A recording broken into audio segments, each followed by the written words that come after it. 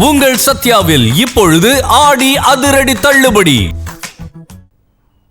முத்தமிழ் அறிஞர் கலைஞரின் 8வது ஆண்டு நினைவு நாளை ஒட்டி சென்னை மெரினாவில் உள்ள கலைஞர் நினைவிடத்தில் தலைவர்கள், திரைத்துறையினர் மரியாதை செலுத்தினர்.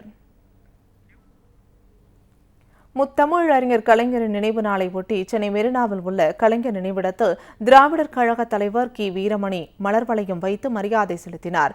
திராவிடர் கழக துணைத் தலைவர் கலி பூங்குன்றன் உள்ளிட்ட திராவிடர் கழக நிர்வாகிகளும் கலைஞர் நினைவிடத்தில் மரியாதை செலுத்தினர். கவி பேரரசர் வைரமுத்து சென்னை மெரினாவில் உள்ள கலைஞர் நினைவிடத்தில் மாலை அணிவித்து மரியாதை செலுத்தினார். பின்னர் செய்தியாளர்களிடம் பேசிய கவிஞர் வைரமுத்து, கலாச்சாரம், பொருளாதாரம் என்பவை நாட்டின் இரு கண்கள். அந்த இரண்டையும் தன் தோளில் சுமந்து நாட்டை செதுக்கிய சிற்பி முத்தமிழ் அறிஞர் கலைஞர் என தெரிவித்தார். இதேபோல் முத்தமிழ் அறிஞர் கலைஞர் நினைவு தினத்தை ஒட்டி திரைப்பட தயாரிப்பாளர் இன்பநிதி மரியாதை செலுத்தினார்.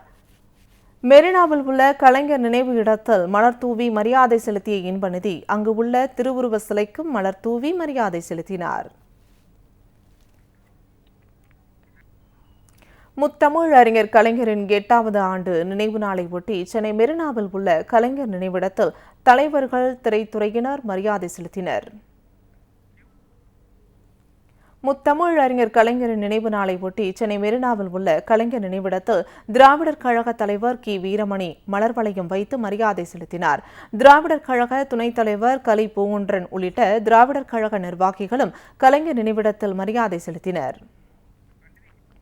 கவி பேரரசர் வைரமுத்து சென்னை மெரினாவில் உள்ள கலைஞர் நினைவிடத்தில் மாலை அணிவித்து மரியாதை செலுத்தினார். பின்னர் செய்தியாளர்களிடம் பேசிய கவிஞர் வைரமுத்து, கலாச்சாரம், பொருளாதாரம் என்பவை நாட்டின் இரு கண்கள். அந்த இரண்டையும் தன் தோளில் சுமந்து நாட்டை செதுக்கிய சிற்பி முத்தமிழ் அறிஞர் கலைஞர் என தெரிவித்தார். இதேபோல் முத்தமிழ் அறிஞர் கலைஞர் நினைவு தினத்தை ஒட்டி திரைப்பட தயாரிப்பாளர் இன்பநிதி மரியாதை செலுத்தினார்.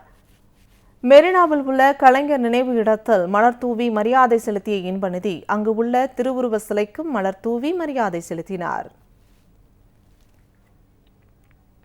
உங்கள் சத்யாவில் இப்பொழுது ஆடி அதிரடி தள்ளுபடி.